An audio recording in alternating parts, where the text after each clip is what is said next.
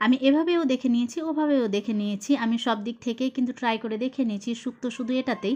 চলুন, আমি কোন সুখের কথা বলছি সেটাই আপনারা ভাবছেন, তো চলুন আমার ভিডিও জুড়ে থাকুন, সবটাই জানতে পারবেন আজকের ভিডিওতে। তো hello everyone, welcome back to my channel. কেমন আছেন সবাই? আমি Rokeya Parvin cooking and blog চ্যানেলে আপনাদের স্বাগত জানাই। এখন সকাল 10টা বাজে, আর আজকে সকাল 10টা থেকে ভিডিওটা আপনাদের সাথে শ্যুট করছি বা শেয়ার করছি। আমার চোখ মুখ দেখে কিছুটা বুঝতে পারছেন, দেখছেন কতটা লেট উঠেছি বলে আমার চোখ মুখের কিন্তু একাকার একটা অবস্থা।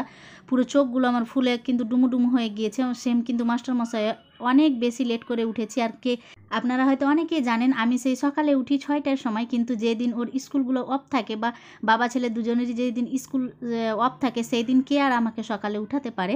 তো এমনটা হয়েছে আজকেও সেই ওদের স্কুল ছুটি বাবা ছেলে দুজনেরই, আর আমাকে কি আর কেউ সকালে উঠাতে পারবে? সেই তো উঠলাম সেই 10টার সময়, অনেক লেট করে উঠে এখন আমি ফ্রেশ হয়ে নিয়েছি, ব্রাশ করে এখন একটুখানি ময়েশ্চার ইউজ করলাম।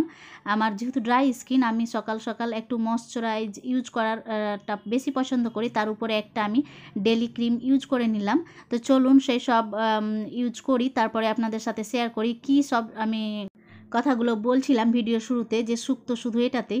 এই যে আমি এই সুখেরই কথা বলেছি, আপনি সকালে উঠে দেখুন, আপনি দেরিতে উঠে দেখুন, আপনি আপনার মিডিয়াম একটা টাইমে 8টার মধ্যেও উঠে দেখুন সেই সকালে, কিন্তু আপনার সুখ কিন্তু শুধু একমাত্র সেই সকাল 6টায় উঠে। আমি সেই সকাল 6টায় উঠে যে কতগুলো কাজ করে আমার এতগুলো আমি সময় পাই বসে থাকার জন্য বা নিজেকে সময় দেওয়ার জন্য, কিন্তু যেই দিন আমি লেট উঠি, বিশেষ করে এই 10টা বেজে গেলে তো আমার কি পরিমাণ যে কাজের একটা চাপ থাকে সেটা আপনাদের বলে বোঝাতে পারবো না। এক তো বরের বকানি খেতে হয়, তার উপরে তো এত কাজ থাকে, আর ওরা বাবা ছেলে বাড়িতে থাকলে তো আমাকে সকালে সে নাস্তা বানাতেই হবে, এটা তো কোনো মাফ নেই। সব কিছু মিলিয়ে এত তাড়াহুড়োর মধ্যে থাকি, তো ওই জিনিসটাই আজকে ফিল করছিলাম যে আমি সব রকম করেই দেখে নিয়েছি, সুখ শুধু একটাতেই, সেই সকালে উঠাতেই।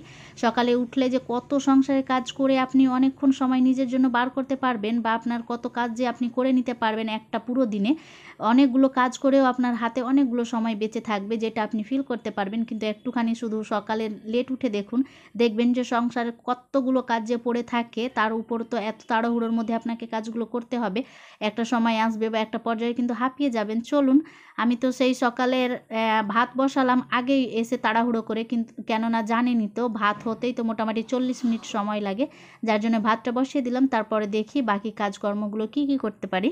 ওরা বাবা ছেলে এখনও তো ফ্রেশ হয়নি, ওরা ফ্রেশ হয়ে বা ব্রাশ করে আসবে, ততক্ষণ আমি একটুখানি ড্রাই ফ্রুট খেয়ে নিচ্ছি। এই যে সেই রাতে ভিজিয়ে রাখি, তো সকালে আমরা সবাই মিলে একটুখানি করে খেয়ে নেই। তো ঝটপট কাজের ফাঁকে আমি তো আর এখন কিছুই খেতে পারবো না, তো ভাবলাম একটুখানি আমি ড্রাই ফ্রুট খেয়ে এক গ্লাস জল খেয়ে নিই, তারপরে বাকি কাজগুলো আমি করি। তারপর ওদের খাবার দিয়ে যদি সময় পাই তাহলে আমি খাবো। আমার তো সকালের খাবার এরকমই হয়, কাজের মাঝে বিশেষ করে যেদিন দেরি করে উঠি একদমই আমি সেই দুপুরেই খাবারটা খেতে পারি। এর ফাঁকে কিন্তু আমি নিজের জন্য সময় বার করে যে খাবার খাবো সেইটুকু কিন্তু আর আমার হয়ে ওঠে না। আর এই তো রাতে 2 প্যাকেট বিরিয়ানি নিয়ে এসেছিলো, আমরা রাতে 1 প্যাকেট খেয়ে নিয়েছিলাম, আর 1 প্যাকেট কিন্তু থেকে গিয়েছিল। আমরা তো এমনভাবে রাখি না রাতে খেয়ে নিই, তবুও অনেক বেশি হয়ে গিয়েছিল, যার জন্য ফ্রিজে রেখে দিয়েছিলাম। এখন গরম করে দিচ্ছি, ওরা বাবা ছেলে খেয়ে নেবে, আর সাথে তো আবারও রুটি করতে হবে। 1 প্লেট বিরিয়ানিতে আবারও তো 3 জনের হবে না, যার জন্যই তো এইদিকে আমার আটা মাখা হয়ে গিয়েছে, আর এখন আমি ঝটপট কিছু রুটি বেলে নিচ্ছি। ওই 2-3টার মতো রুটি করলেই হয়ে যাবে, যেহেতু এখানে বিরিয়ানি আছে না, তো হয়ে যাবে সবার মিলে। তো চলুন রুটিটা করে নেই। জানেন রোজ দিন থেকে আজ কাজগুলো করতে একটুখানি বেশি ভালো লাগছে, কেন বলুন তো? এই যে রাতে অনেক বেশি বৃষ্টি হয়েছে, আজকে সেই সকালটা ঠান্ডা ঠান্ডা আবহাওয়া, মানে পুরো দিনটাই মনে হচ্ছে হালকা হালকা ঠান্ডা ঠান্ডা যে আবহাওয়াটা আসে না, আর সেই সকালে ঝলমলে একটা রোদ্রু, এরকম একটা মানে পুরো দিনটা আজকে ফিল করছিলাম। তো ভাবলাম যে আপনাদের সাথে ওই কথাটা শেয়ার করি। তো আজকেই সেই সেম কিন্তু হয়েছে, আজকে কিন্তু আর আমার যে বড্ড গরম লাগছে তা কিন্তু না, বেশ ভালোই লাগছিল। সেই সোনালি একটা রোদ্দু, তারপর ঠান্ডা ঠান্ডা শিরশিরি হাওয়া বইছে, যেমন ঠান্ডা আসার সেই সময়টাই হয় না ওই রকম টাইপের। তো আজকে কাজগুলো করতে বেশ ভালোই লাগছে, কিন্তু এই যে সেম আবার তাড়াহুড়োর মধ্যে কিন্তু করে নিচ্ছি, কিছু করার নেই, করতেই হবে। আর দুপুরে তো আপনাদের সাথে রান্নাবান্না সেসব শেয়ার করতে পারবো না, কেননাই তো এর আগেই বলেছি আপনাদের সামনে ভিডিও ধরা, তারপর ভিডিও শ্যুট করা, রান্নাবান্না সেই নিয়ে অনেক বেশি আমি চাপে পড়ে যাই। আমার তো ভিডিও ধরার কেউ নেই বা ভিডিও যে শ্যুট কেউ করে দিবে তা তো না, আমাকে প্রত্যেকবার স্ট্যান্ড নিজে থেকে লাগাতে হয়, তারপর প্রত্যেকটা মুভমেন্টকে ক্যাপচার করতে হয়, তারপরেও তো আপনাদের সাথে এমনভাবে শেয়ার করতে পারি। তো আজকে না এত সময় হাতে নেই, প্লিজ আপনারা একটুখানি মানিয়ে নেবেন। এরপরে ইনশাআল্লাহ পুরো দিনটা আপনাদের সাথে শেয়ার করব। তো চলুন আজকে কি কি করতে পেরেছি সেটা তো অবশ্যই আজকের ভিডিওতে দেখতে পাবেন, এতে মন খারাপের কিছু নেই। তো চলুন আজকে কি কি করলাম সেটা তো আপনাদের সাথে শেয়ার করছি। আর রাতে কিছু আলু ভাজা থেকে গিয়েছিল জানেন, তো এই তো আলু ভাজাটা নিয়ে নিচ্ছি, আর সাথে দুটো রুটি করে নেব, আর একটা ঝটপট ডিম ভাজিও করে নেব। ডিম ভাজি না হলে তো আবারও ফারুক নবাব রুটি মুখে চাপাবে না, ও ভারী পছন্দ করে ডিম ভাজিটা। তো চলুন ডিম ভাজিও করে নিই। আর এই তো মাস্টারমশাই এসেছে, ও ড্রাই ফ্রুট খেয়ে একটুখানি বসে আছে, আমার শুধু রুটির ওয়েট করছে, রুটিটা কখন হবে যে আমি ওকে খেতে দেবো, বা আমারও তো সে ভয় কাজ করছে আবারও দিল হয়তো বা বকা, এরকম একটা ভাবছিলাম। তবুও কিন্তু অনেক তাড়াহুড়ো করে কাজগুলো করে নিচ্ছিলাম।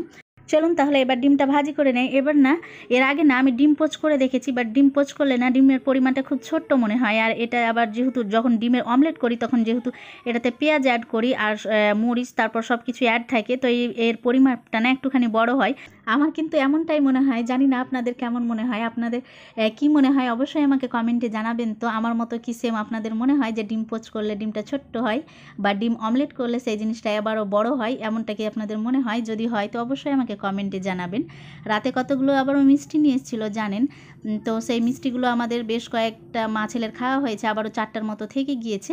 তো এখন আমি আবারও এই যে রুটি খাবো সেইখানে 1-2টার মতো খেয়ে নেব, আবারও বাকিগুলো কিন্তু ফ্রিজে রেখে দেবো। ওই বক্সটায় রাখছিলাম, বাট সেখানে না জায়গাটা বা স্পেসটা একটুখানি ছোট মনে হলো, তো এই বক্সটায় রেখে দিলাম, ফ্রিজে রেখে দেবো। সন্ধ্যার সময় বা কালকে অবশ্য আবারও খাওয়া যাবে। তো চলুন এটা ফ্রিজে রেখে আসি। এটা দুপুরবেলা না রান্নাবান্না কমপ্লিট করেছি, তারপর না আমার যেন লাচ্ছা সামাই খাওয়ার ক্রেভিং হচ্ছিল। আর এমনটা মাঝে মাঝেই কিন্তু হয়, আমার দুপুরে হয়তো চা খাওয়ার ইচ্ছে করলো বা দুপুরে মিষ্টি কিছু খাওয়ার ইচ্ছে করলো, এমনটা কিন্তু প্রায় হয়। আর আজকেও কিন্তু তার ব্যতিক্রম না। আর দুধ যেহেতু কালকে রাতে থেকেও গিয়েছিল, কালকে রাতে যেহেতু ফারুক নবাব বিরিয়ানি খেয়েছিল, ওকে না রাতে আমি রিচ খাবার দিলে না তেমন টাইপের, রিচ যদি ওর খাবার দেয় তাহলে ওকে না আমি দুধটা স্কিপই করি। তো রাতে যেহেতু দুধ দিয়েছিলাম না, দুধ থেকে গিয়েছিল, ভাবলাম একটুখানি লাচ্ছা সামাই করি। এদিকে আমরা লাচ্ছা সামাই খেয়েছি, আর এখন আমার রান্নাবান্নাও কমপ্লিট করা হয়েছে। আর এখন নিচে এসে দেখি যে মাস্টারমশাই সে এসি পরিষ্কার করার উদ্দেশ্যে লেগে পড়েছে।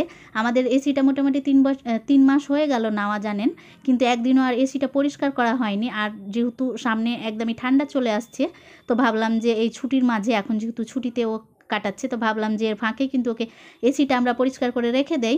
ওইদিকে দেখলেনই তো, আমি না আমার ওই যে ও একটা ব্রাশ চাইছিল জানেন এসি পরিষ্কার করার জন্য, এখন আমি ওর জন্য কোথায় ব্রাশ খুঁজি বলুন তো? ওই জন্য আমি না আমার মেকআপের ব্রাশটা দিচ্ছিলাম ওর জন্য, তো আমাকে সে একটুখানি বকা দিল যে বুদ্ধি হবে কি না। আমি বললাম চলো না, কি যায় আসে, সমস্যা নেই, আমি তো আবারও পরিষ্কার করে নেব।